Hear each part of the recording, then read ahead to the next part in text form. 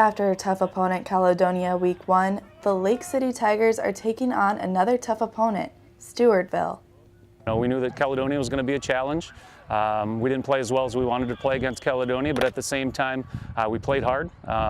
Did some things as the game went on. I thought we got better as the game went on. We're a little nervous, a little shaky at the start. We're a young team. We're starting some new kids in important positions. That's our first time that they played on Friday night. So I was proud of the way we battled, hung in there, got better as the game went on. And then this week we just need to relax and execute more efficiently. Lake City just switched from Section 1-3A to Section 4-3A, making their schedule a little bit tougher, but their players are benefiting. Well, number one, I was a little surprised. We've been in Section 1-3A for a long, long time.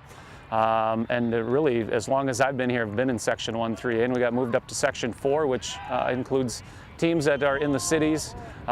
St. Croix Lutheran, who is a perennial power in 3A football. With playing teams in the cities, the Tigers have to stay focused and not be nervous going up against strong teams. I mean, we've seen film and we know they're another pretty solid team, but we know what we have to do to get the job done. The same things that we work on every week. We try to work on the fundamentals of offense, defense, tackling, blocking, kicking, punting. Practice those things every week. Stewartville gives you some unique challenges because they're a very multiple offense. They'll give you lots of formations, lots of motions, lots of trades. They'll give you lots of pass routes, lots of run schemes, so lots of things to plan for. But when you kind of boil it down, they do a few things, just they make it look like it's really complicated. And their defense is kind of the same way. They're usually a multiple defense. They'll give you lots of different fronts, 3-man, 4-man, 5-man fronts and different coverages. So they're a tricky one to prepare for, but when you kind of break it down, you just got to try to keep it simple for the kids and understand that although it might look really complicated, they're only doing a couple different things. Coach Narum tells his team that it is most important to play in the present and not focus on what happened in last week's game or who they are going up against next week. For the season as a whole, the Tigers have a few goals in mind. I think as a team we can be at 500 or over 500 in terms of wins, losses.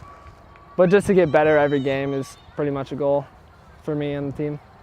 Well, our goal every game is, to play as hard as you can and to represent our town very well. Ultimately we want to win every game. Obviously, I think every team that goes on the field wants to do that. Some nights you will, some nights you won't, but at the same time, I've had former players that always remind me that, hey, sometimes it's the winning and losing isn't the most important part. It's, it's the fact that you worked your tail off and that you gave everything that you got and you left it on the field. Reporting for HBC TV 25, I'm Alyssa Kozak.